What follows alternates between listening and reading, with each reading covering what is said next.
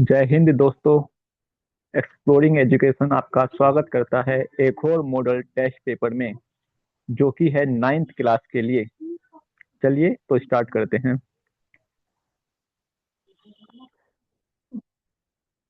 पहले क्वेश्चन में जी की वैल्यू निकालनी है। अगर टी की वैल्यू, अगर टी जो है वो हमें 64 दिया हुआ है तो कैसे करेंगे? जहाँ टी लिखा है उसकी जगह 64 लिख देते हैं।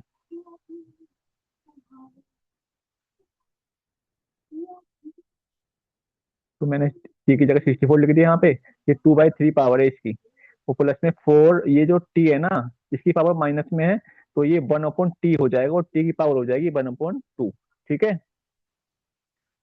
और ये मुझे पता है 64 किसका स्क्वायर होता है, तो ये होता है 8 का स्क्वायर, नहीं किसका क्यूब होता है 64। तो ये 4 का क्यूब होता है, तो ऐसे लिख लेंगे इसको, 4 का होल क्यूब।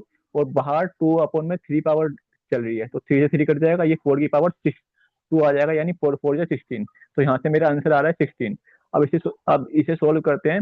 4 डिवाइड बाई 1/टी की पावर हाफ है, तो टी की पावर हाफ का क्या मतलब होता है?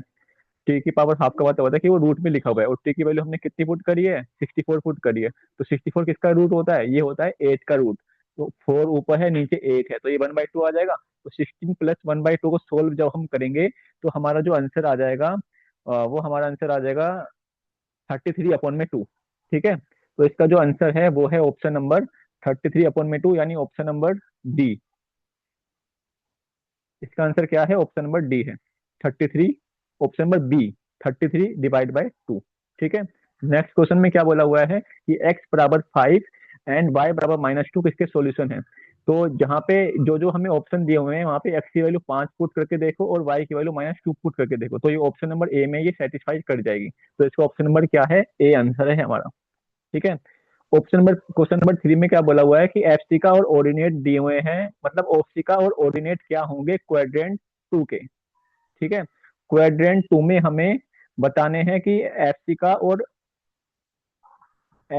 ऑर्डिनेट क्या होंगे। एफसी का बोलते हैं एक्स एक्सिस को, और ऑर्डिनेट बोलते हैं वाई एक्सिस को। तो ये सेकंड क्वाड्रेंट की बात कर रहा है, तो सेकंड क्वाड्रेंट में क्या होता है, ये याद होना चाहिए, कि फर्स्ट क्वाड्रेंट में प्लस प्लस होता है, और सेकंड क्वाड्रेंट में क्या होता है? माइनस प्लस होता है। तो इसका आंसर क्या आ जाएगा? इसका आंसर आ जाएगा option number A.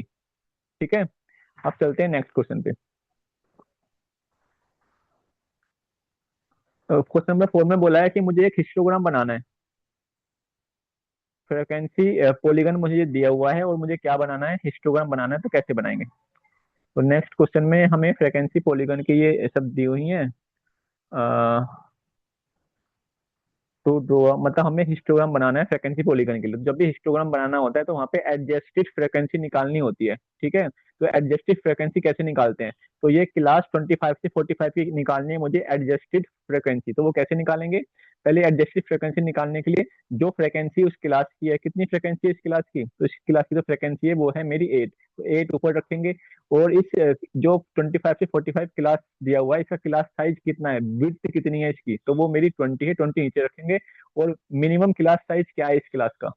Minimum class size का मतलब क्या है कि हमें देखना है कि जैसे 10 से 15, तो किसमें विड्थ, किसमें जो इसकी विड्थ है क्लास की वो सबसे कम है। तो 5 to 10 इसमें जो क्लास की विड्थ है वो क्या है? सबसे कम है। इस वाली 5 से 10 में सबसे कम है हमारी। ठीक है। तो हम यहाँ पे क्या करेंगे, 8 डिवाइड बाई 20, और मल्टीप्लाई क्या कर देंगे? मल्टीप्लाई कर देंगे 5 से। तो इसको सोल्व कर देंगे। इसको सोल्व कर देंगे तो ये 8/4 यानी 2 आंसर आ जाएगा इसका। तो इसका ऑप्शन नंबर कौन सा ठीक है? ऑप्शन नंबर डी आंसर ठीक है इसका। ठीक है।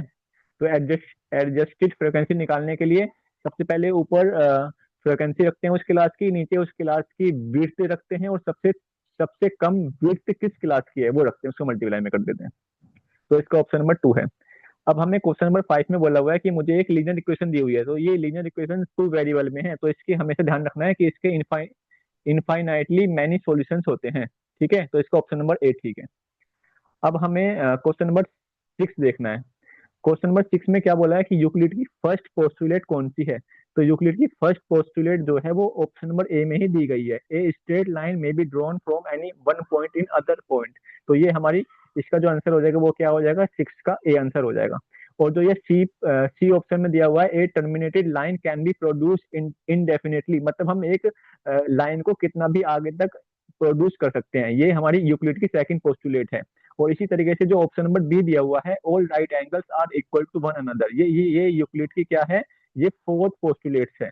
तो ये पोस्टुलेट हमें सारी याद रखनी है, 5 पोस्टुलेट होती हैं। अब क्वेश्चन नंबर 7 में हमें एक्स निकालना है। क्वेश्चन नंबर 7 में बोला हुआ है कि एल जो है वो एम के क्या है, पैरेलल है। तो अगर एल एम के पैरेलल है तो हमें क्या निकालना है, एक्स निकालना है। तो देखो अगर एल एम के पैरेलल है तो यहाँ पे अल्टरनेट एंगल बनेंगे। ये जेड बन रहा है, दिखाई दे रहा है आप सभी को, ये जेड बन रहा है। तो अगर ये 65 का एंगल है तो ये भी 65 हो जाएगा, ये वाला एंगल। तो अब ये एंगल 65 हो गया, ये 40 हो गया। तो एंगल सम प्रॉपर्टी से हम ये एंगल निकाल सकते हैं। 180 माइनस 65 प्लस 40 कितना हो जाएगा, 105 हो जाएगा। यानी 180 में से 105 जब मैं माइनस करूंगा तो ये 75 आ जाएगा। अब मुझे एक्स निकालना है, तो ये लाइन इस तरीके से जा रही है, ये मेरा 75 आ गया, मुझे एक्स निकालना है। तो ये फिर से क्या बन रहा है, ये लीनियर पेयर बन रहा है। तो लीनियर पेयर का सम भी कितना होता है, 180 होता है। तो 180 में से जब मैं 75 माइनस कर दूंगा तो मेरा आंसर कितना आएगा, 105, यानी 105 आ जाएगा। ठीक है, तो इसका ऑप्शन नंबर कौन सा ठीक है, ऑप्शन नंबर बी इसका सही है। एक्स की वैल्यू कितनी आ गई, 105, यानी 105 आ गई। अब चलते हैं क्वेश्चन नंबर 8 पे। क्वेश्चन नंबर 8 में क्या बोला हुआ है, तो अब हमें करना है क्वेश्चन नंबर 8। क्वेश्चन नंबर 8 में बोला हुआ है कि हमें एक रेक्टेंगल दिया हुआ है। तो इसमें बोला हुआ है कि रेक्टेंगल के डायगोनल जो है ना वो ओ पे बाइसेक्ट करते हैं। तो पहले तो हम रेक्टेंगल बना लेते हैं। जैसे मैंने ये रेक्टेंगल बनाया, ये मेरा रेक्टेंगल है, तो इसके डायगोनल्स हो गई है, ये ओ पॉइंट पे बाइसेक्ट कर रहे हैं। मुझे आर ओ क्यू दिया हुआ है, तो पी क्यू आर एस वो था मेरा, तो पी क्यू आर एस नाम दे देंगे इसका, पी क्यू आर एस। और आर ओ क्यू यानी ये वाला एंगल मुझे कितना दिया हुआ है, 60 दिया हुआ है। और मुझे कौन सा एंगल निकालना है, मुझे ओ एस पी निकालना है। ओ एच मुझे निकालना है, ओ एस पी यानी मुझे ये वाला एंगल निकालना है। आर ओ क्यू ये वाला एंगल है, ये वाला नहीं है, सॉरी। तो आर ओ क्यू ये वाला एंगल है। तो अब देखो ये एंगल आर ओ क्यू है, तो ये वर्टिकली अपोजिट हो जाएगा। तो ये एंगल भी कितना आ जाएगा मेरा, ये भी 60 आ जाएगा। ठीक है, अब देखो पैरेललोग्राम के जो मतलब रेक्टेंगल के जो डायगोनल्स होते हैं वो आपस में क्या करते हैं, क्या होते हैं, बाइसेक्ट करते हैं। यानी डायगोनल्स क्या होते हैं, बराबर होते हैं। तो अगर डायगोनल्स बराबर हैं तो इनकी ये वाली साइड भी क्या होगी, बराबर होगी। और जब ये एक ट्रायंगल बन रहा है बीच में, तो इसकी अगर दो साइड बराबर है तो इसके आमने सामने वाले दोनों एंगल भी क्या होंगे, बराबर होंगे। ये एंगल जो है वो इसके बराबर होगा। और मुझे तो एक्स निकालना है, तो मुझे एक्स निकालना है। तो यानी ये वाला एंगल भी एक्स होगा और ये वाला एंगल भी एक्स होगा। अब एक एंगल तो 60 है मेरा, और एक, उन दोनों को मैंने क्या मान लिया, एक्स मान लिया। इनका सम कितना हो जाएगा, 180 हो जाएगा। तो 180 माइनस 60 120 हो जाएगा। 2x बराबर 120, यानी एक्स की वैल्यू कितनी आ जाएगी, 60 आ जाएगी। तो इसका ऑप्शन नंबर कौन सा ठीक है, 60 आंसर है इसका। एंगल ओ एच पी कितना आ जाएगा, 60 आ जाएगा। देखिए ऑप्शन में कहाँ है 60। तो ये ऑप्शन नंबर मेरा ए ही आंसर ठीक है इसका, 8 का।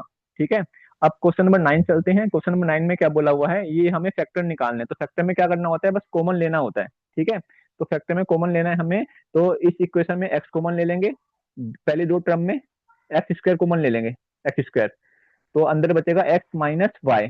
फिर दूसरी टर्म में हम क्या कॉमन ले लेंगे, वाई स्क्वायर कॉमन ले लेंगे, तो अंदर बचेगा एक्स माइनस वाई। ठीक है, अब देखो x square minus y square तो अलग आ गया। ठीक है, और मेरा यहाँ पे एक्स माइनस वाई कॉमन है, तो एक्स माइनस वाई एक बार लिख लेंगे। ठीक है, अब देखो x x square minus y square क्या हो जाएगा, a square minus b square का फॉर्मूला लग जाएगा। तो ये a plus b, a minus b, यानी ये हो जाएगा मेरा एक्स प्लस वाई और एक्स माइनस वाई। और एक्स माइनस वाई एक और मेरा एक्स्ट्रा चल रहा है, तो एक्स माइनस वाई दो बार है, यानी एक्स माइनस वाई की होल पावर स्क्वायर और एक्स प्लस वाई, ये मेरा आंसर हो जाएगा इसका। तो कौन सा ऑप्शन में एक्स माइनस वाई की होल, एक्स माइनस वाई का होल स्क्वायर दे रहा हुआ है और एक्स प्लस वाई एक बार लिखा हुआ है, वो हमें टिक कर देना है। तो ये ऑप्शन हमारा कौन सा है, ऑप्शन नंबर सी आंसर है इसका। ठीक है, क्वेश्चन नंबर 9 का ऑप्शन नंबर सी आंसर है। तो फैक्टर निकालने के लिए क्या करते हैं, बस कॉमन ले लेते हैं। अब क्वेश्चन नंबर 10 करना है हमें। इसने क्या बोला है कि हमें ये लीनियर इक्वेशन दी हुई है 2x प्लस 3y बराबर 6। ठीक है, और ये मीट कर रही है एक्स एक्सिस पे, तो इसके पॉइंट क्या होंगे। तो जब ये एक्स एक्सिस पे मीट कर रही है तो y को क्या मान लेंगे, y को हम मान लेंगे 0। ठीक है, तो जब y को 0 मान लेंगे तो ये पूरी इक्वेशन 0 हो जाएगी। तो x की वैल्यू कितनी आ जाएगी, x की वैल्यू आ जाएगी 6/2 यानी 3। ठीक है, तो एक्स की वैल्यू 3 कौन से ऑप्शन में है, डी ऑप्शन में है। तो मेरा डी ऑप्शन इसका क्या हो जाएगा, आंसर हो जाएगा। ठीक है, आ रहा है समझ में। ठीक है, आगे चलते हैं। अब हमें क्या करना है, अब हम चलते हैं क्वेश्चन नंबर 11 पे। इसने क्या बोला है कि ए बी ए सी के बराबर है, यानी ये आइसोसेलेस ट्रायंगल है। और इसमें ए डी मीडियन दी हुई है, हमें एंगल एडीसी निकालना है। फिगर दिया होगा इसका शायद, हाँ ये एडीसी निकालना है मुझे एंगल। अब देखो एडीसी जब भी मीडियन बनती है ना, मीडियन क्या करती है, मीडियन जिस भी साइड पे बनती है मीडियन, उस साइड को क्या करती है, उस साइड पे परपेंडिकुलर बाइसेक्टर होती है। यानी अगर ये एंगल 90 का है तो ये एंगल भी कितने का, वो 90 का होगा। और मुझसे एंगल पूछा है एंगल एडीसी, यानी मुझसे ये वाला एंगल ही पूछा है, तो एंगल एडीसी कितना हो जाएगा, 90 डिग्री का हो जाएगा। ठीक है, तो इसका आंसर कितना है मेरा, इसका आंसर हमारा है 90 degree. Option number D answer है इसका। अब क्वेश्चन नंबर 12 पे चलते हैं। क्वेश्चन नंबर 12 में क्या बोला है कि डायगोनल जो है रोम्बस के डायगोनल्स दिए हुए हैं, और मुझे दोनों मतलब हर एक साइड की लेंथ पूछी है, क्योंकि मुझे पता है रोम्बस की सारी साइड क्या होती है, बराबर होती है। तो देखो कैसे करते हैं, ये क्वेश्चन आ जाता है एग्जाम में अक्सर। ये मेरा रोम्बस होता है, मुझे पता है रोम्बस की सारी साइड क्या होती है, बराबर होती है। ठीक है, तो ये हमने डायगोनल बना लिए। एक डायगोनल मुझे दिया हुआ है 16 और एक डायगोनल दिया हुआ है 12, तो इसके डायगोनल भी क्या करते हैं, एक दूसरे को बाइसेक्ट करते हैं। ठीक है, तो ये हाफ हाफ हो जाएंगे, यानी ये मेरा 8 आ जाएगा इधर से 16 का आधा, और ये मेरा 12 का आधा 6 हो जाएगा। ठीक है, अब देखो यहाँ पे ये, और ये भी ध्यान रखना है कि रोम्बस की एक प्रॉपर्टी और होती है कि इसके डायगोनल आपस में 90 डिग्री पर बाइसेक्ट करते हैं। तो यानी बीच में एंगल बन रहा है वो कितने डिग्री का है, ये 90 डिग्री का है। तो ये क्या बन गया मेरा, राइट एंगल ट्रायंगल बन गया। तो इस ट्रायंगल में क्या लगा देंगे हम, इस ट्रायंगल में लगा देंगे हम पाइथागोरस। ठीक है, यानी हम क्या करेंगे, इसमें पाइथागोरस लगा देंगे। तो हमें तो एच निकालना है, क्योंकि हमें साइड निकालनी है। तो एच स्क्वायर क्या हो जाएगा, 8 स्क्वायर प्लस में 6 स्क्वायर। तो इसको सोल्व करोगे, यहाँ से एच की वैल्यू कितनी आ जाएगी, 10 आ जाएगी। तो इसका आंसर कितना है, 10 आंसर है इसका। ठीक है, तो इसमें जो मेरी साइड आ जाएगी, जो साइड ही मेरी क्या थी, हाइपोटेन्यूज थी, तो साइड का आंसर कितना आ गया, 10 आ गया। तो इसका आंसर मेरा 10 है, यानी ऑप्शन नंबर सी आंसर है इसका। क्वेश्चन नंबर 13 पे चलते हैं। यहाँ पे मुझे एक्स की वैल्यू निकालनी है। तो देखो ये क्वेश्चन कैसे करेंगे, सारी प्रॉपर्टीज आपको अच्छे से याद रखनी है। अब देखो ये एंगल मुझे दिया हुआ है 110। तो मैंने एक थ्योरम पढ़ रखी है कि जो सेंटर पे एंगल बनता है वो कोरस वो सरकमफ्रेंस से बने एंगल का डबल होता है। तो अगर ये डबल है तो ये क्या होगा, आधा होगा। ठीक है, तो यानी ये वाला एंगल मेरा कितना आ जाएगा, ये एंगल मेरा आ जाएगा 110 का आधा, यानी 55 आ जाएगा। ठीक है, एक तो ये प्रॉपर्टी लग गई। यहाँ पे एक प्रॉपर्टी और होती है कि जो सेमी सर्कल पे जो एंगल बनते हैं वो 90 के होते हैं। तो यानी ये पूरा एंगल 90 डिग्री का है, तो हमें तो एक्स निकालना है, तो 90 में से 55 माइनस कर देंगे तो मेरा एक्स कितना आ जाएगा, मेरा एक्स आ जाएगा 35 डिग्री। तो इसका आंसर कितना है, 35 आंसर है इस क्वेश्चन का। ठीक है, इसका आंसर आ जाएगा ऑप्शन नंबर 35 आंसर है इसका, ऑप्शन नंबर बी।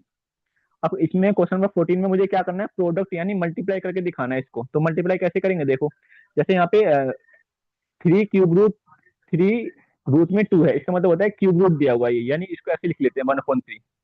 ठीक है, और मल्टीप्लाई में ये 1/4 हो जाएगा।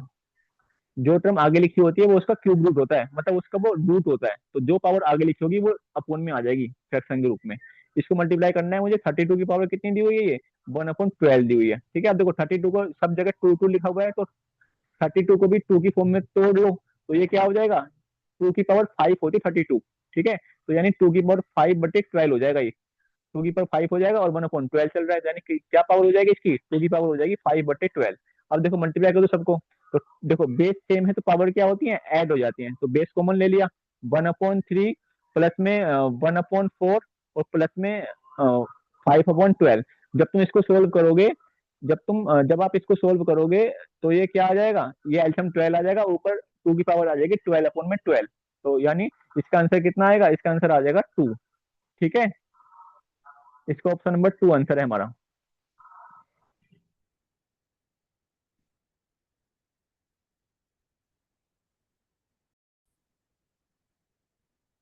तो 14 का क्वेश्चन नंबर डी आंसर आया हमारा, ऑप्शन नंबर 2 आंसर आ गया इसका। ठीक है, क्वेश्चन नंबर 15 पे चलते हैं। यहाँ पे क्या बोला है कि हमें डिस्टेंस निकालना है इस ग्राफ के बीच का।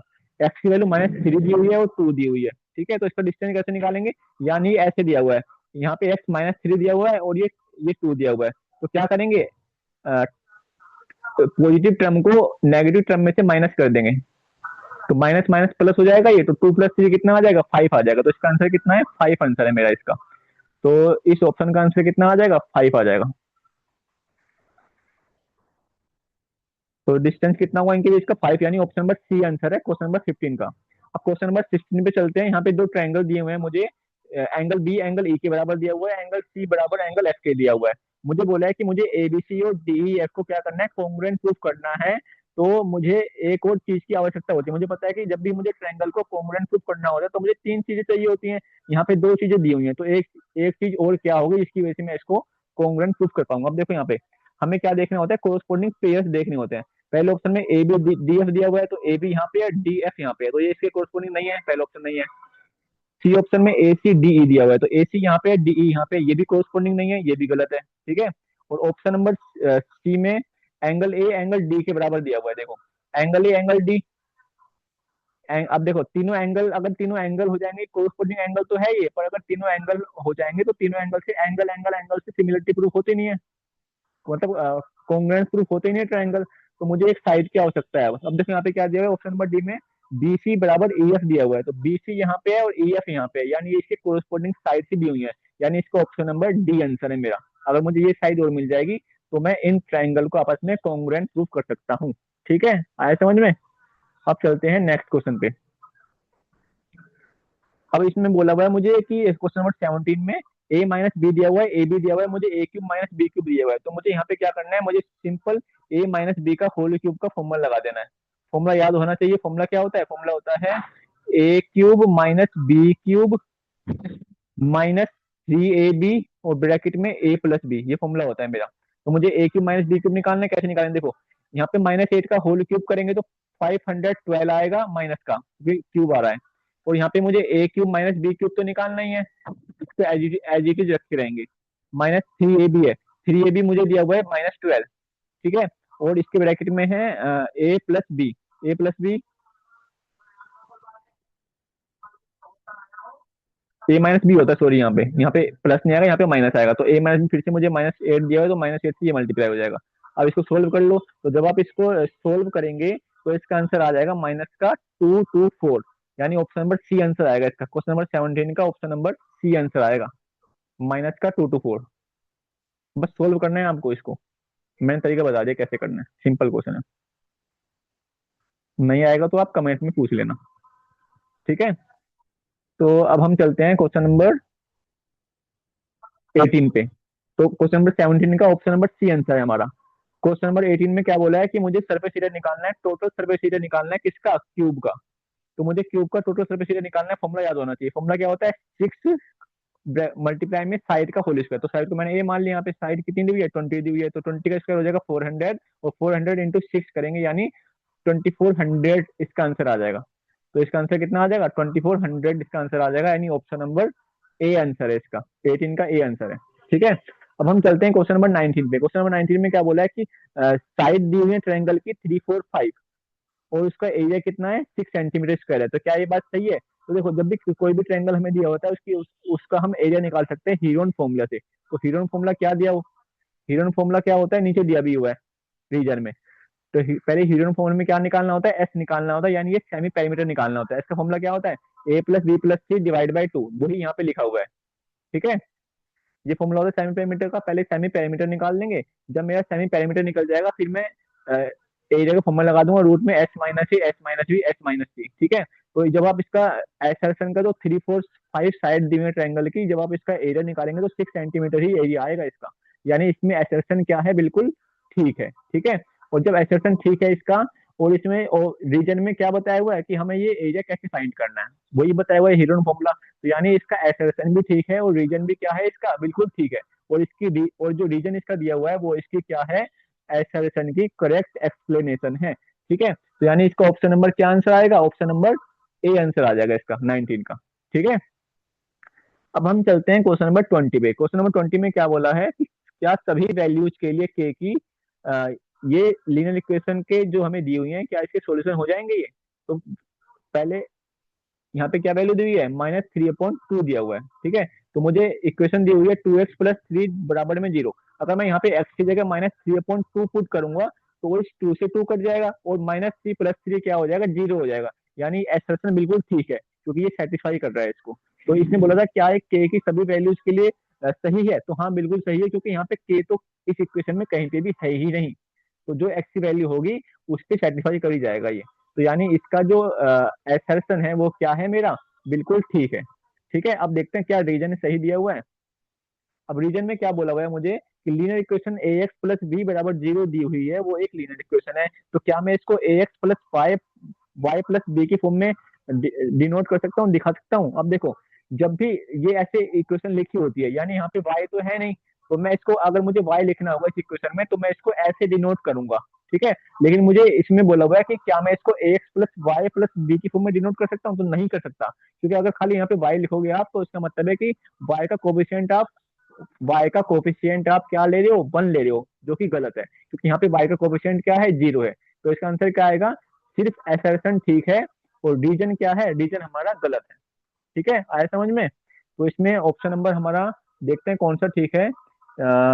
एसर्शन ठीक है और रीजन गलत है। ऑप्शन नंबर सी आंसर आएगा क्वेश्चन नंबर 20 का, ये वाला ऊपर वाला। ठीक है, सी आंसर आ जाएगा इसका। अब क्वेश्चन नंबर 21 पे चलते हैं। एमसीक्यू हमारे सारे खत्म हो चुके हैं। और 21 में क्या बोला है, मुझे एक्स निकालनी है वैल्यू। अब देखो ये फिगर दिया हुआ है मुझे, इस फिगर में मुझे एक्स निकालना है, तो एक्स कैसे निकालेंगे देखो। तो एक्स निकालना है मुझे। अब देखो आ, अब देखो ये फिर से मुझे वो दिखाई दे रहा है एंगल इन सेमी सर्कल। तो सेमी सर्कल में बना एंगल कितने डिग्री का होता है, वो 90 का होता है। तो ये कितने डिग्री का एंगल है मेरा, 90 का एंगल है मेरा ये। ठीक है। और अगर ये एंगल 90 का है तो अब मेरे पास एक ट्रायंगल में दो एंगल दिए हुए हैं, एक एंगल ये वाला हो गया, एक एंगल ये वाला हो गया। तो मैं ये एंगल बड़ी आराम से निकाल लूंगा एंगल सम प्रॉपर्टी लगा के, यानी एंगल सम प्रॉपर्टी लगा देंगे इसमें, कोण योग प्रमेय लगा देंगे।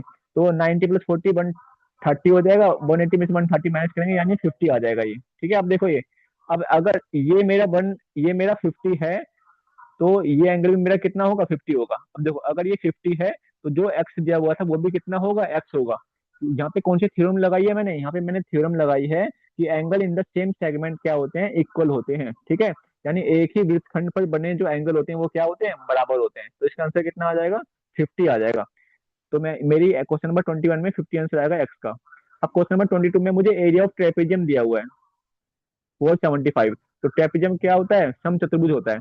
तो मुझे इसका ट्रेपेजियम का एरिया दिया हुआ है 475 और मुझे हाइट दी हुई है, मुझे लेंथ निकालनी है दोनों पैरेलल साइड की। अगर एक पैरेलल साइड क्या है, दूसरी से 4 सेंटीमीटर ग्रेटर है यानी बड़ी है। अब देखो ये मेरा ट्रेपेजियम होता है, सम चतुर्भुज होता है, इसमें ये पैरेलल लाइंस होती हैं और ये क्या होता है, हाइट होता है। ठीक है, तो एक साइड उसने बोला है कि एक साइड दूसरी का 4 ज्यादा है, तो अगर ऊपर वाली एक्स है तो नीचे वाली क्या हो जाएगी, एक्स प्लस 4 हो जाएगी। और इसने मुझे हाइट दी हुई है कितनी, हाइट मुझे दी हुई है 19 सेंटीमीटर। अब देखो हाइट दी हुई है इसने 19 सेंटीमीटर। ठीक है, तो यहाँ पे हम एरिया ऑफ ट्रेपेजियम का यानी सम चतुर्भुज का फॉर्मूला लगा देंगे। फॉर्मूला क्या होता है, half into sum of parallel side. Sum of parallel side मैंने क्या माना है, एक्स प्लस 4, और दूसरी साइड क्या है, एक्स है, तो बना हुआ है। और मल्टीप्लाई में हाइट आता है यानी मल्टीप्लाई में 19। ठीक है, तो ये मेरा एरिया आएगा, इसको बराबर कर देंगे 475, क्योंकि मुझे क्वेश्चन में एरिया ऑफ ट्रेपेजियम गिवन है। ठीक है, तो इसको इक्वेशन को सोल्व करेंगे, यहाँ से मेरी एक्स की वैल्यू आ जाएगी। जब मेरी एक्स की वैल्यू आ जाएगी तो मुझे ट्रेपेजियम की दोनों पैरेलल साइड्स मिल जाएगी। ठीक है, तो जब आप इसको सोल्व करेंगे ऐसे तो ट्रेपेजियम की दोनों पैरेलल साइड्स आएंगी, वो क्या आएंगी, 23 और 27 आ जाएगी। एक्स की वैल्यू 23 आ जाएगी यहाँ से। ठीक है, और दूसरी साइड 4 ज्यादा है तो 4 प्लस कर देंगे 23 में, तो वो 27 आ जाएगी। अब क्वेश्चन नंबर 23 देखते हैं। क्वेश्चन नंबर 23 में क्या बोला हुआ है कि एंगल बी ए डी, ये सब मुझे दिया हुआ है, मुझे खाली क्या करना है, मुझे एक्स और वाई निकालना है। अब देखो इधर ये क्या है, ये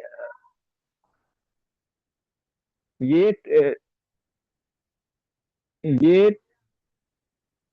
क्वेड्रिलेटरल बना हुआ है किसके अंदर, सर्कल के अंदर, यानी ये सर्कमस्क्राइब्ड है। सर्कल के अंदर जब भी ऐसा चतुर्भुज बना हुआ होता है तो वो क्या होता है, चक्रीय चतुर्भुज होता है, यानी साइक्लिक क्वाड्रिलेटरल होता है। तो मुझे पता है साइक्लिक क्वाड्रिलेटरल में अपोजिट एंगल क्या होते हैं, क्या होते हैं अपोजिट एंगल,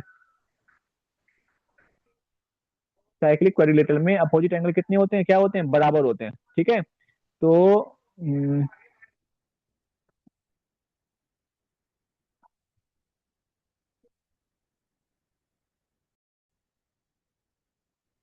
तो हमें ध्यान रखना है कि साइक्लिक क्वाड्रिलेटरल में जो अपोजिट एंगल होते हैं वो क्या होते हैं, बराबर होते हैं। ठीक है, तो साइक्लिक क्वाड्रिलेटरल में अपोजिट जो एंगल होते हैं वो क्या होते हैं, उनका सम 180 होता है। ठीक है, पैरेललोग्राम में अपोजिट एंगल बराबर होते हैं, लेकिन साइक्लिक क्वाड्रिलेटरल में अपोजिट एंगल का सम 180 होता है। तो अगर ये 75 है तो ये एंगल कितना आ जाएगा, 180 माइनस 75 यानी ये 105 आ जाएगा। और अगर ये 105 एंगल है मेरा, तो ये लीनियर पेयर बन रहा है। ठीक है, तो अगर मैं इसमें से 180 में से माइनस करूंगा इसको, तो यहाँ से मेरा एंगल एक्स निकल जाएगा। एंगल एक्स कितना आ जाएगा, एंगल एक्स आ जाएगा 75 डिग्री का। ठीक है,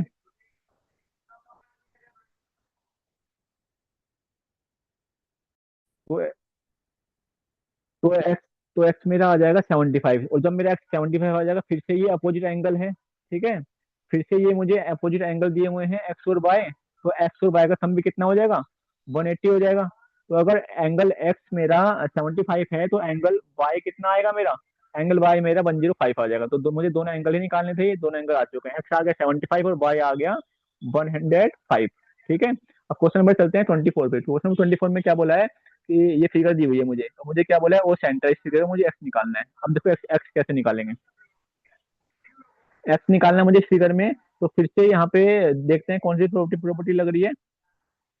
अब देखो ये मुझे एंगल 40 दिया हुआ है, बी से बन रहा है ये एंगल मेरा, ठीक है।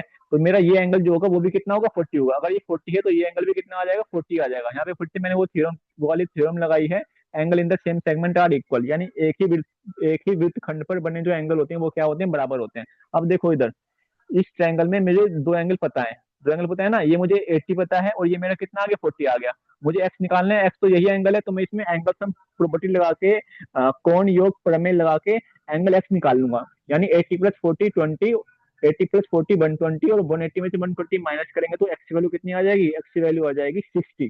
तो ऑप्शन नंबर, मतलब क्वेश्चन नंबर 24 का जो आंसर है वो क्या है, 60 है। ठीक है। तो क्वेश्चन नंबर 24 का आंसर आ गया मेरा 60। क्वेश्चन नंबर 25 पे चलते हैं, 24 के सेकंड पार्ट पे चलते हैं। क्वेश्चन नंबर 24 के जो सेकंड पार्ट है उसमें क्या दिया हुआ है, इक्विलेटरल ट्रायंगल दिया हुआ है, उसकी साइड दी हुई है 9 सेंटीमीटर, और वो एक सर्कल के अंदर बना हुआ है। और मुझसे बोला हुआ है कि उसकी रेडियस निकालो सर्कल की। तो कैसे निकालेंगे, देखो मुझे यहाँ पे क्या दिया हुआ है, एक सर्कल के अंदर इक्विलेटरल ट्रायंगल दिया हुआ है, तो ऐसे करके इक्विलेटरल ट्रायंगल बन जाएगा सर्कल के अंदर। और इसकी जो साइड है वो कितनी है, 9 सेंटीमीटर है। ठीक है। साइड दी हुई 9 सेंटीमीटर, मुझे निकालनी है ट्रायंगल की रेडियस। तो ट्रायंगल की रेडियस क्या होगी, ट्रायंगल की रेडियस मेरी ये होगी, ये जो मीडियन है ना, तो ट्रायंगल की रेडियस हो जाएगी ये वाली, ये जो बीच में पॉइंट है ये मेरा ओ सेंटर है।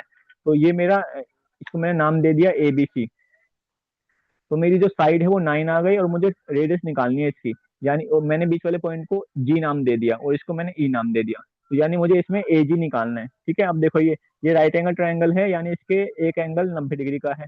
तो यहाँ पे क्या लग जाएगा, यहाँ पे पाइथागोरस लग जाएगा।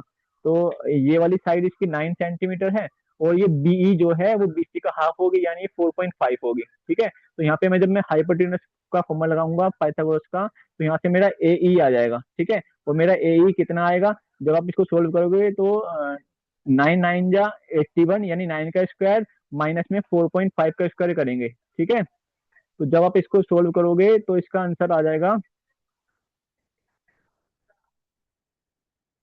ठीक है, ऐसे करके इसका जो आंसर आएगा,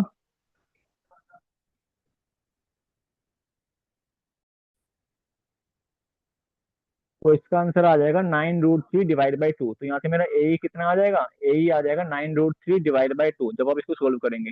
9√3 डिवाइड बाई 2 आंसर आएगा ए का। ठीक है। लेकिन मुझे तो ए जी निकालना है। अब ये ए जो है वो एज अ मीडियन एक्ट कर दिए यहाँ पे। ठीक है। तो मेरा ए जो है वो एज अ मीडियन है। ठीक है। और मुझे पता है कि मीडियन जो है वो उस ट्रायंगल को किस रेशियो में बांटती है, वो ट्रायंगल को बांटती है 2:1 में। तो अगर ये मेरा ऊपर वाली साइड 2 है तो नीचे वाली कितनी हो जाएगी, 1 हो जाएगी। तो मैंने इसको ए ही माना था, मुझे ए जी निकालना है, और ए मैंने कितना निकाला है, 9√3 डिवाइड बाई 2 निकाला है मैंने ए। तो मुझे तो ए जी निकालना है, यानी ए की वैल्यू कितनी है, मुझे ए जी निकालना है। तो ए जी इसका कितना रेशियो में हो जाएगा, ए जी 2 है और टोटल 3 है, तो मुझे इसका क्या निकालना है, इसका मुझे 9√3 डिवाइड बाई 2 और मल्टीप्लाई कर देना है 2:3 से। तो 2 से 2 कट जाएगा, इसका आंसर आ जाएगा 9√3 डिवाइड बाई 3, यानी इसका आंसर आ जाएगा 3√3। ठीक है। तो ऐसे करके मैंने इसकी रेडियस निकाल ली है 3√3। ठीक है। तो इसमें मुझे रेडियस ही निकालनी थी, तो 3√3 इसका आंसर आ जाएगा। आ, घर से अच्छे से प्रैक्टिस करना, आप समझ में नहीं आएगा तो आप दोबारा कमेंट में डाल देना। अगर फिर भी डाउट होगा तो आपके डाउट को क्लियर करेंगे जल्दी हम। अब आगे चलते हैं। अगले क्वेश्चन में क्या बोला हुआ है, क्वेश्चन नंबर 25 है। 25 में क्या बोला है कि इक्वेशन क्या होगी, दो लाइन की जो इस पॉइंट से पास हो रही है। तो देखो, इस पॉइंट से पास होने वाली कोई भी इक्वेशन बना दो। ऐसे कर सकते हैं, x + y बराबर में 16। एक्स की वैल्यू 2 पुट करो, वाई की 14 पुट करो, तो 16 आंसर आ रहा है, आ रहा है। इसी तरीके से कुछ भी इक्वेशन बना दो, 2x लिख दो, 2x में से माइनस वाई कर दो, तो ये माइनस का 10 आ जाएगा। तो ऐसे करके हम कोई भी इक्वेशन बना सकते हैं इस पॉइंट्स को सेटिस्फाई करते हुए। अब इसने क्या बोला कि how many more such lines are there, तो इन पॉइंट से पास होते हुए हम कितनी भी लाइन बना सकते हैं। ठीक है, तो यहाँ पे लिखना है infinitely many lines can be here. ठीक है, अब क्वेश्चन नंबर 25 के और पार्ट पे चलते हैं। इसने बोला हुआ है कि ए बी और पी क्यू के लिए मुझे एक लीनियर इक्वेशन लिखनी है और कोऑर्डिनेट बताने हैं ए बी और पी क्यू के।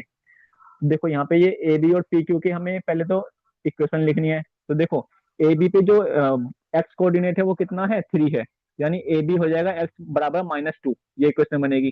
और वाई पी क्यू के जो कोऑर्डिनेट है वो कितने हैं, वाई बराबर -3 दिया हुआ है, तो यानी पी क्यू जो होगा वो मेरा होगा वाई बराबर -3। ठीक है, तो मेरा ये ए बी की इक्वेशन बन जाएगी, ये पी क्यू की बन जाएगी। अब मुझे बोला है कि इन दोनों के इंटरसेक्शन पॉइंट क्या है, तो इन दोनों का इंटरसेक्शन क्या है, ये पॉइंट सी ही है, यानी -2 -3 ये इसके इंटरसेक्शन पॉइंट हो जाएंगे। ठीक है, तो इसका आंसर आ जाएगा -2 -3। अब चलते हैं नेक्स्ट क्वेश्चन पे। तो क्वेश्चन नंबर 6 में मुझे क्या करना है, रेशनलाइजेशन करना है। तो मुझे पता है, बस जब भी रेशनलाइजेशन करना होता है मुझे, तो मैं क्या करूंगा, 1/√7 -√6 नीचे लिखा हुआ है तो इसको मल्टीप्लाई करूंगा, नीचे वाले डिनोमिनेटर के ऊपर साइन चेंज करके मल्टीप्लाई कर देते हैं। नीचे मल्टीप्लाई ऊपर ऊपर प्लस का साइन लगा देंगे और जो ऊपर लिखा है उसको ही नीचे लिख देंगे।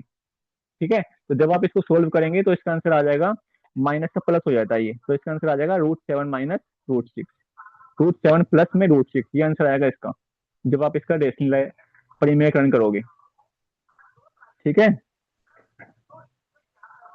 अब क्वेश्चन नंबर 27 में मुझे क्या करना है, फैक्टर निकालने हैं। 27 में फैक्टर निकालने हैं, तो पहले देखो यहाँ पे कोई फॉर्मूला तो नहीं लग रहा। तो यहाँ पे देखो ये 2a का होल होल क्यूब है, ये b का होल क्यूब है, और a cube b cube -3a² b plus में 3b² है, ये फॉर्मूला लग रहा है यहाँ पे। ये किसका फॉर्मूला होता है, ये फॉर्मूला होता है b का होल क्यूब का। तो a क्या है यहाँ पे, a मेरा 2a है, और b क्या है, b तो b ही है, यानी इसका आंसर आ जाएगा 2a b का होल क्यूब। और इसको 3 बार लिख देंगे, 2a b, 2a b और 2a b, ये इसका आंसर आ जाएगा। फैक्टर निकालने का मतलब होता है कि जो जो उसमें कॉमन कॉमन पार्ट आ रहा है उसको लिख देते हैं इस तरीके से। ठीक है,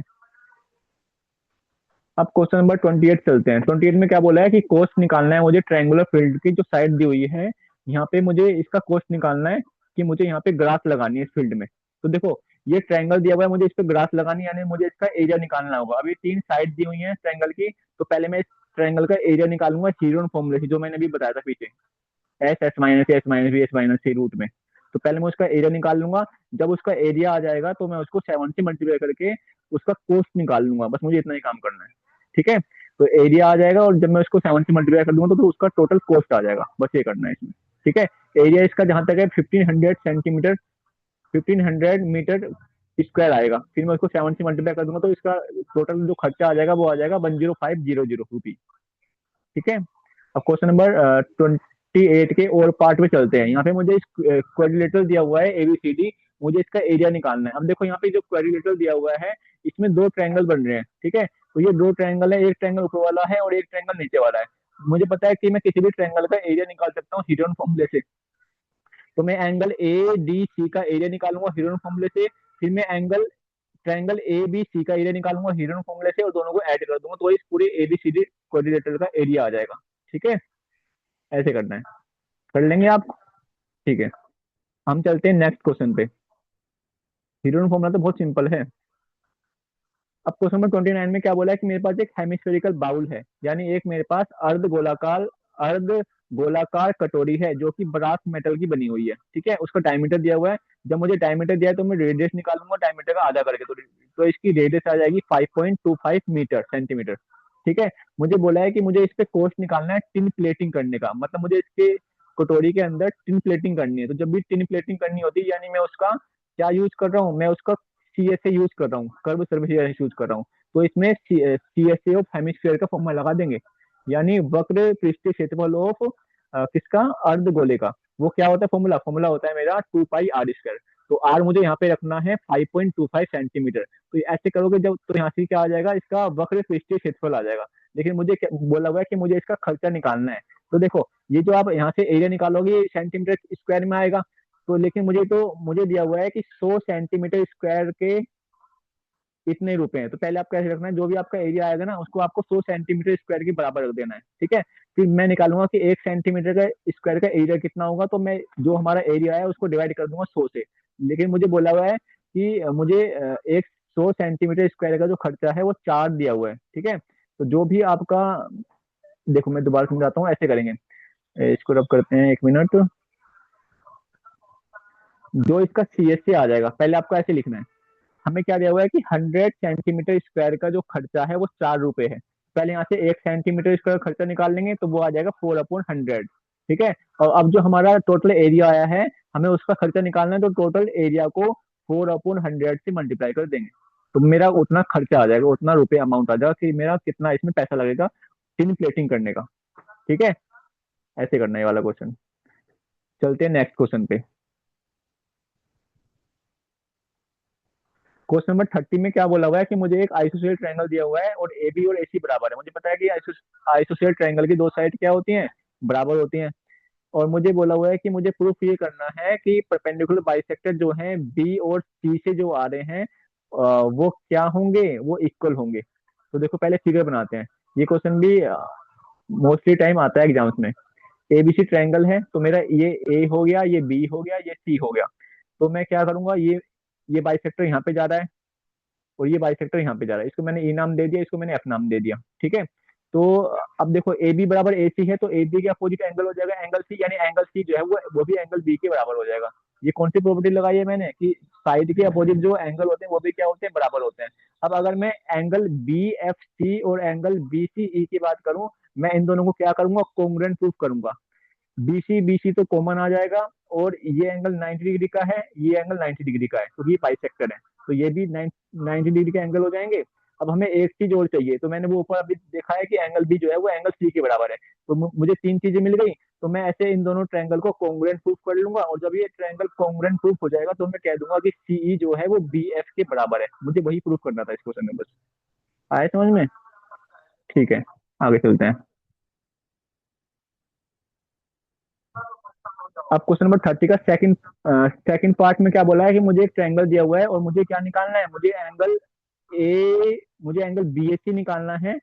मुझे एंगल निकालना है बी ए सी मेरा ये वाला एंगल है, और मुझे एंगल निकालना है ए सी बी, एक ही एंगल निकालना है। अब देखो यहाँ पे लग जाएगी एक्सटीरियर एंगल प्रॉपर्टी। मुझे पता है कि जो ये बाहर मुझे एंगल दिया हुआ है 128, ये अंदर वाले दोनों ट्रायंगल का सम होगा। अब देखो अगर मैं 128 में, यानी 128 जो होगा वो किसके बराबर होगा, 128 जो होगा, 128 120 जो होगा वो 128 जो होगा वो 43 प्लस में एंगल ए के बराबर होगा। तो यहाँ से मेरा एंगल ए आ जाएगा 85। तो एंगल ए मेरा 85 आ गया, एक एंगल तो मैंने निकाल लिया। अब देखो, अब मुझे निकालना है एंगल सी, ये वाला पार्ट निकालना है इसका। अब एंगल 85 आ गया, ये मुझे 43 पता है, तो मैं यहाँ पे एंगल सम प्रॉपर्टी से कोण योग प्रमेय से एंगल सी निकाल लूंगा।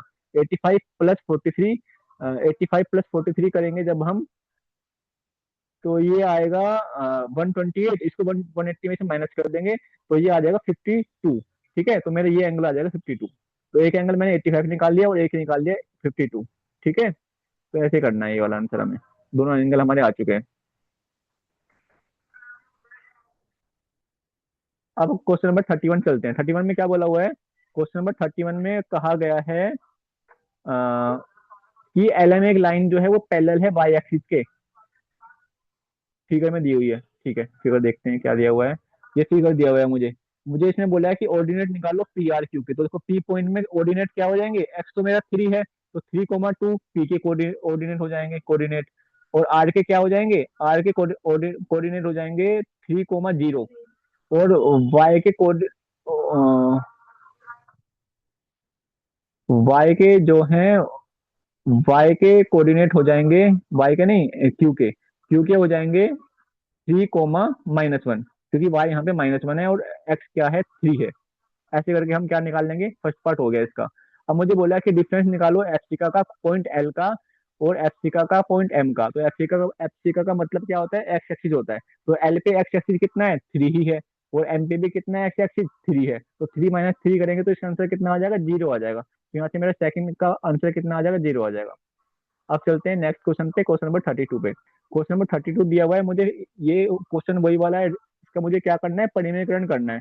तो हम क्या करेंगे, वन बाय वन तीनों, इन तीनों फ्रैक्शंस का क्या करेंगे, हम वन बाय वन इन तीनों फ्रैक्शंस का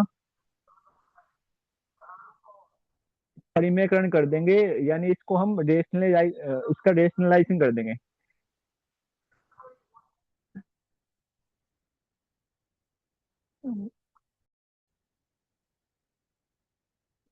ठीक है, तो इसमें क्वेश्चन नंबर 32 में तीनों टर्म का रेस परिमेयकरण कर देंगे, और जो भी फिर इसको सोल्व कर देंगे बस, पर इसको हमें परिमेयकरण करना है इनका तीनों का।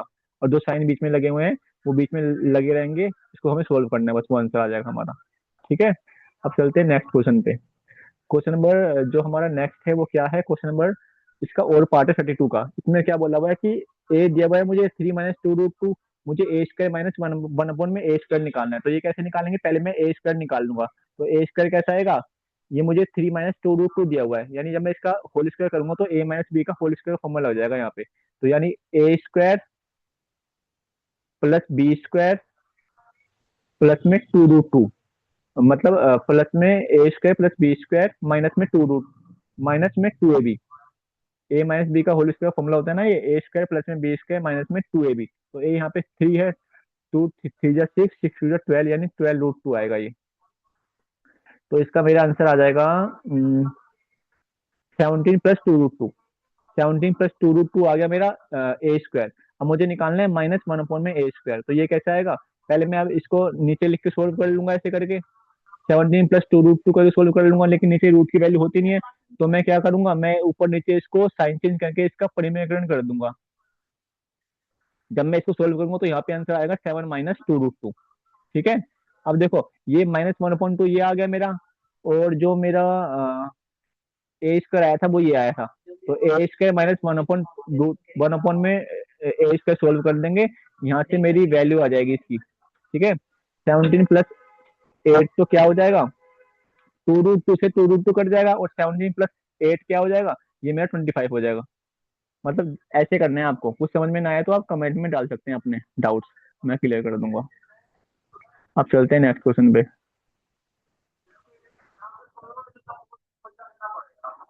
क्वेश्चन नंबर 33 में क्या बोला हुआ है मुझे, मुझे बोला हुआ है कि कौन सी स्टेटमेंट ठीक है। इसने बोला है कि पहली स्टेटमेंट में बोला हुआ है कि एक ट्रांसवर्सल जो है, अगर दो पैरेलल लाइन के बीच में ट्रांसवर्सल है तो कोरस्पॉन्डिंग एंगल बराबर नहीं होते हैं। ये तो गलत बोल रहा है, कोरस्पॉन्डिंग एंगल्स बराबर होते हैं अगर जो ट्रांसवर्सल जो है, अगर दो पैरेलल लाइंस को कट कर दिए। तो पहली स्टेटमेंट गलत है। दूसरी स्टेटमेंट में बोला हुआ है कि अगर ट्रांसवर्सल इंटरसेक्ट कर दिए पैरेलल लाइंस को, तो वहां पे अल्टरनेट एंगल बनेंगे। तो ये बात बिल्कुल सही है। तो ऑप्शन नंबर इसका जो ऑप्शन नंबर सेकंड है वो बिल्कुल सही है, पहला गलत है। अब ये पूछ रहा है कि सिस्टम ऑफ एग्जाम क्या कंसिस्टेंट है। कंसिस्टेंट का मतलब होता है कि क्या ये एक दूसरे पे डिपेंड करती है, तो ये गलत है, कंसिस्टेंट नहीं है ये, क्योंकि पहली वाली गलत हो गई हमारी। ठीक है, अब चलते हैं क्वेश्चन नंबर 34 पे। 34 में क्या बोला हुआ है, मुझे एक्स निकालना है। ठीक है, ये मुझे ए बी पैरेलल दिया हुआ है किसके, सी डी के। मुझे इसमें एक्स निकालना है। तो देखो पहले मैं क्या करूंगा, पहले मैं एक ए बी पैरेलल है सी डी के, तो मैं A B parallel C D दी हुई है, तो मैं ए बी के पैरेलल एक साइड और ले लूंगा ई एफ। इसको मैंने एफ मान लिया। ठीक है, अब मुझे एक्स निकालना है। अब देखो ये दो पैरेलल लाइन के बीच में अगर एक ट्रांसवर्सल होती है तो वहां पे कौन से एंगल बनते हैं, को इंटीरियर एंगल्स बनते हैं।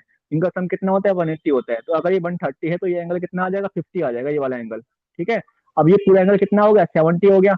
अब ये भी क्या है, ये भी ये दोनों भी क्या है, कोरोस्पोंडिंग एंगल्स हैं, को इंटीरियर एंगल्स हैं। तो ये 70 है, ये एक्स है, तो एक्स प्लस 70 बराबर 180। यानी यहाँ पे एक्स की वैल्यू कितनी आ जाएगी, 110 आ जाएगी। ठीक है, चलते हैं अगले क्वेश्चन पे।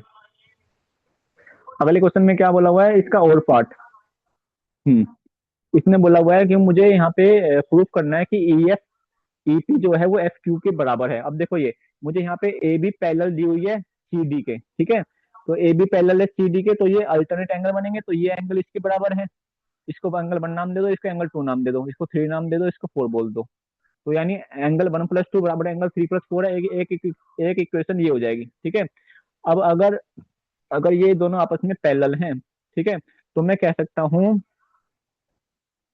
तो हम ये कह सकते हैं कि जो एंगल 1 है वो भी किसके बराबर होगा, एंगल 4 के बराबर होगा। और जब एंगल 4 के बराबर हो गया एंगल 1, तो एंगल 2 एंगल 3 के बराबर भी आ जाएगा। और एंगल 2 और अगर 3 बराबर है तो यानी बराबर एंगल कहाँ, कौन से एंगल बन रहे हैं, ये जेड वाले एंगल बन रहे हैं, यानी ये अल्टरनेट एंगल बन रहे हैं। तो अल्टरनेट एंगल यानी अंतः एकांतर कोण कहाँ पे बनते हैं, जहाँ पे दोनों लाइन क्या होती हैं, पैरेलल होती हैं। यानी अब मैं कह सकता हूँ कि पीई जो है वो मेरा पैरेलल है एफ क्यू के, और मुझे यही प्रूव करना था। ठीक है, आगे चलते हैं। क्वेश्चन नंबर 35 में क्या बोला हुआ है कि मुझे ये डाटा दिया हुआ है, मुझे क्या करना है इसका डाटा का, मुझे इस डाटा में से फ्रिक्वेंसी पॉलीगन निकाल बनाना है। तो फ्रिक्वेंसी पॉलीगन बनाने के लिए ध्यान रखना है कि वहां पे क्या निकालते हैं, क्लास मार्क निकाल लेते हैं। क्लास मार्क क्या होता है, जो भी हमें ये फ्रिक्वेंसी दी हुई है, जैसे 50 और 60 दिया हुआ है, तो इनकी मिड टर्म क्या है, इनकी मिड टर्म हो जाएगी 65। तो यहाँ 65 लिखेंगे, यहाँ 75 लिखेंगे, यहाँ 85 लिखेंगे। ठीक है, और ऐसे करके हम क्या बना देंगे, फ्रिक्वेंसी पॉलीगन बना देंगे। यहाँ पे जिगजैग लाइन बना देंगे, यहाँ पे 65, 70, 75 ऐसे करके, और ऊपर जो फ्रिक्वेंसी दी हुई है 1 से लेकर वो डाल देंगे। ऐसे करके हमारे फ्रिक्वेंसी पॉलीगन बन जाएगा। ठीक है, चलते हैं नेक्स्ट क्वेश्चन पे। अगला क्वेश्चन क्या है, देखते हैं। बस दो तीन क्वेश्चन रह गए हैं। क्वेश्चन नंबर 36 में क्या बोला हुआ है कि मुझे एक बॉल दी हुई है, एक गोल्फ वाली बॉल है ये। मुझे इसमें कहा हुआ है कि इसमें 300 से 500 तक डिम्पल्स होते हैं, छोटे छोटे हेमिस्फेरिकल छेद होते हैं इसके अंदर, बॉल के अंदर। तो इसने बोला है कि इसमें अगर 3 इसमें क्या है, डिम्पल्स हैं। तो पहले ऑप्शन में बोला है कि मुझे सरफेस एरिया निकालो सच डिम्पल का। तो सरफेस एरिया निकालना है उन डिम्पल का। तो सरफेस एरिया का मतलब क्या है कि मुझे इसका सीएसए निकालना है, और ये किस शेप में होते हैं, हेमिस्फेरिकल शेप के होते हैं। तो सीएसए ऑफ हेमिस्फेयर यानी अर्धगोले का जो अर्धगोले का जो वक्र पृष्ठीय क्षेत्रफल होता है वो क्या होता है, 2 पाई आर स्क्वायर होता है। और मुझे इसकी रेडियस दी हुई है। ठीक है, रेडियस कितनी दी हुई है मुझे इसमें, देखो मुझे इन डिंपल्स की जो रेडियस है वो दी हुई है, मुझे इनकी रेडियस 2 मिलीमीटर दी हुई है। लेकिन मुझे पहले जो रेडियस दी हुई है, त्रिज्या दी हुई है, वो सेंटीमीटर में दी हुई है, तो मुझे मिलीमीटर से सेंटीमीटर में चेंज करना पड़ेगा। तो अगर मैं 2 को 10 से डिवाइड कर दूंगा तो ये सेंटीमीटर में चेंज हो जाएगा, यानी 0.2 सेंटीमीटर क्या आ जाएगी इसकी रेडियस आ जाएगी। तो 2 पाई आर स्क्वायर में 0.2 सेंटीमीटर रख देना है, और यहाँ से मेरा पहले पार्ट का आंसर आ जाएगा, इन डिंपल्स का एरिया निकल जाएगा। दूसरे जो क्वेश्चन है, दूसरा क्वेश्चन, दूसरा पार्ट इसका, उसमें क्या बोला हुआ है, उसमें बोला हुआ है कि मुझे वॉल्यूम निकालना है कि ये डिंपल्स बनाने के लिए इसमें कितना मटेरियल लगा है। ठीक है, एक डिंपल बनाने के लिए, यानी इसमें मुझे क्या निकालना है, volume of hemisphere, volume of hemisphere निकालना है। ठीक है, वो क्या होता है volume of hemisphere, volume of hemisphere होता है 2/3 पाई आर क्यूब। फॉर्मूले सारे याद होने चाहिए। 2/3 पाई आर क्यूब होता है इस वॉल्यूम हमारा हेमिस्फेयर का। तो ऐसे करके यहाँ पे हम आर हमें पता ही है, 0.2 सेंटीमीटर रखना है, उससे हमारा आर आ जाएगा। ठीक है, हाँ, तो 2 सेंटीमीटर आ जाएगा, 2/3 पाई आर क्यूब इसका एरिया निकाल देंगे, तो इसमें वॉल्यूम आ जाएगा किस मेटेरियल से इसको डग किया हुआ है। लेकिन यहाँ पे ध्यान रखना है कि टोटल जो वॉल्यूम आएगा वो कैसे आएगा।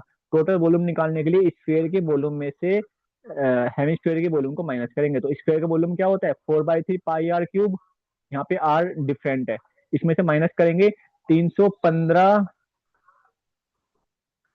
315 क्योंकि हमें डिम्पल्स दिए हुए हैं, मल्टीप्लाई में 2/3 पाई आर क्यूब। तो हमें ये सोल्व करना है सेकंड पार्ट के लिए। ठीक है, चलते हैं नेक्स्ट पार्ट पे। नेक्स्ट पार्ट में क्या बोला हुआ है, नेक्स्ट पार्ट में इसमें बोला हुआ है कि मुझे टोटल सरफेस एरिया निकालना है कि ये कितने, इसका टोटल सरफेस एरिया क्या है।